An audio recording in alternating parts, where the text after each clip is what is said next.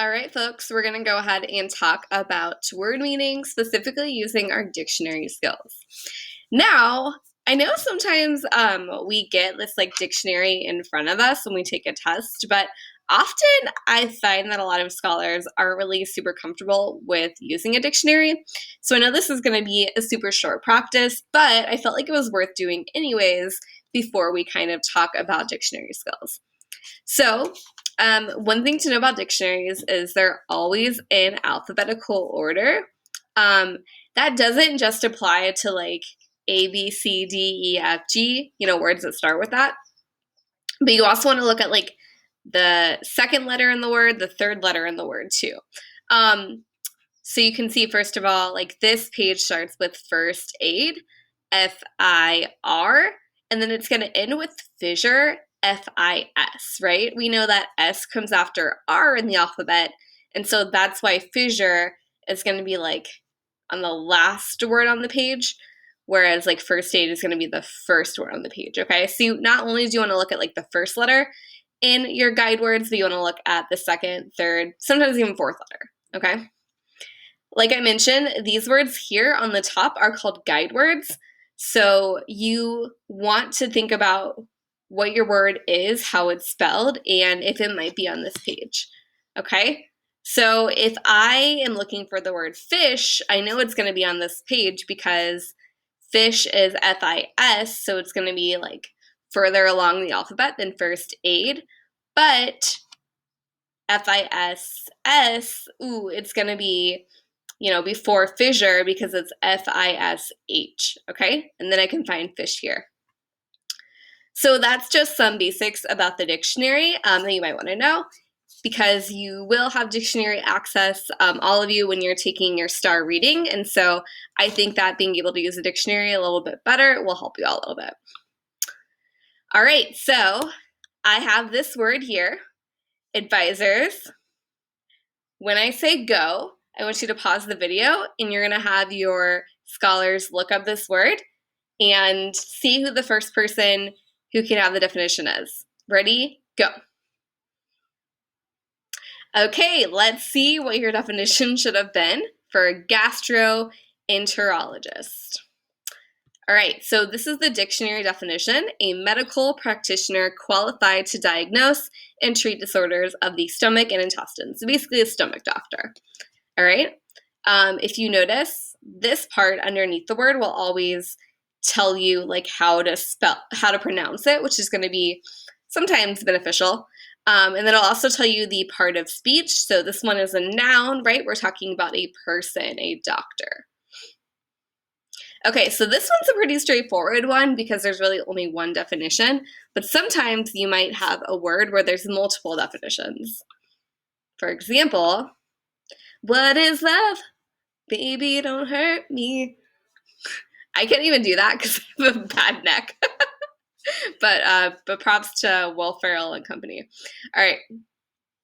So love, right? We've got multiple definitions. It can be multiple parts of speech. So love has two definitions that are a noun, two definitions that are a verb. So in this case, you might have to look a little bit closely at all the definitions and see what definition best fits the sentence that you're looking at, okay? All right, so let's get into our skill today. We want to find out meanings of words using our dictionary skills. So readers use their dictionaries to define new words we meet in a text. First, we want to read our text and then pause when we come to a word we don't know. We want to look up our word in the dictionary. We want to check the definitions and ask ourselves, which of these definitions makes the most sense in this sentence? And then we want to reread that sentence with our new definition of the word. So we're going to go ahead and try this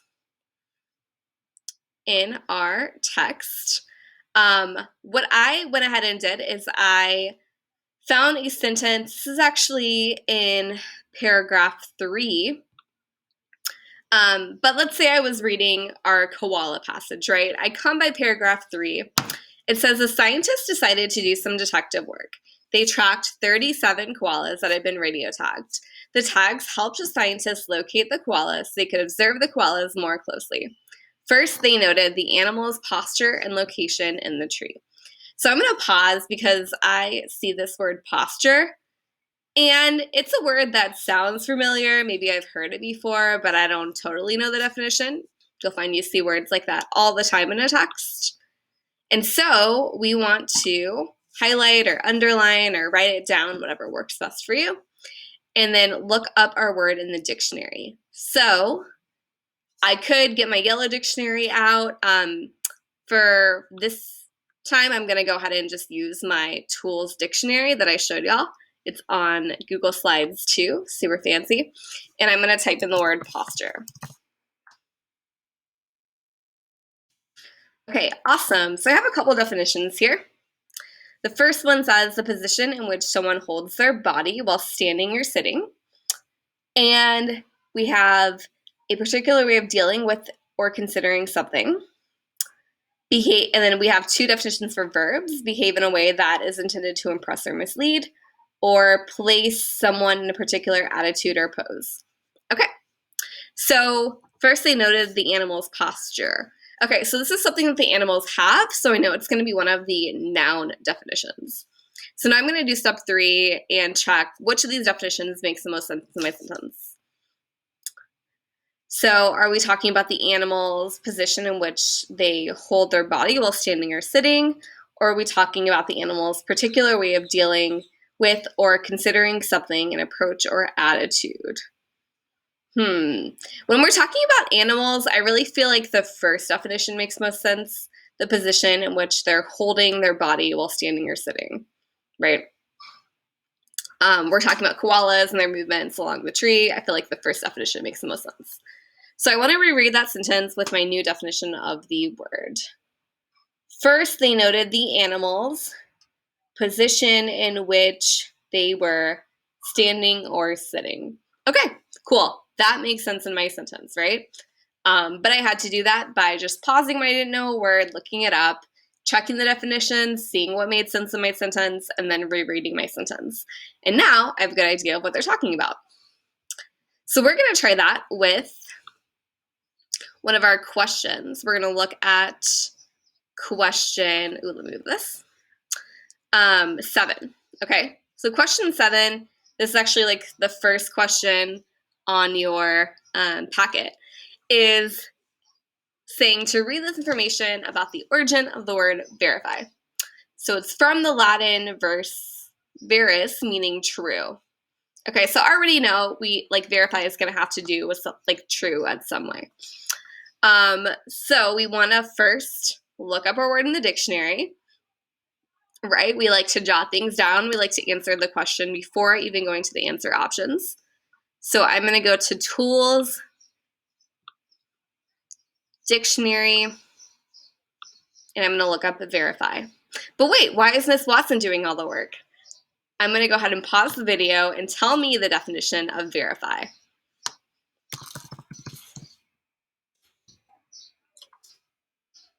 Okay, awesome. So verify, we see it says make sure or demonstrate that something is true, accurate, or justified. Awesome. That goes right along with that word true.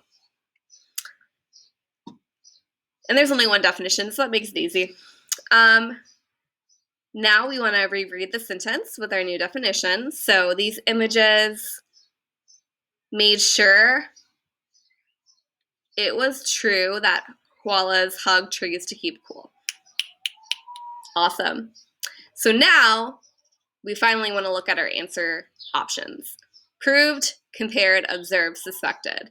I'm going to let you tell me which one of these matches our definition of verified the best. Excellent.